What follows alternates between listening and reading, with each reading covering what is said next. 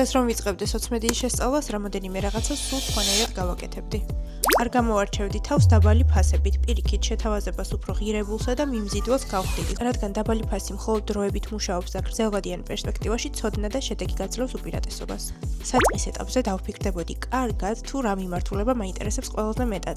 კოპირაითინგი, ადვერტაიზინგი, კონტენტ კრეატორობა, გრაფიკული ვიზუალების შექმნა თუ ასე შემდეგ. ჩემ შემთხვევაში ამ მიდგომამ გაამართლა, რადგან ახლა შემიძლია ბრენდებს დავეხმარო სხვადასხვა მიმართულებით სწორად პოზიციონირდნენ, რაც მაძლევს გარკვეულ უპირატესობასაც, თუმცა უნდა ვაღიარო, რომ საკმაოდ შრომატევადი და დამღლელი პროცესი იყო.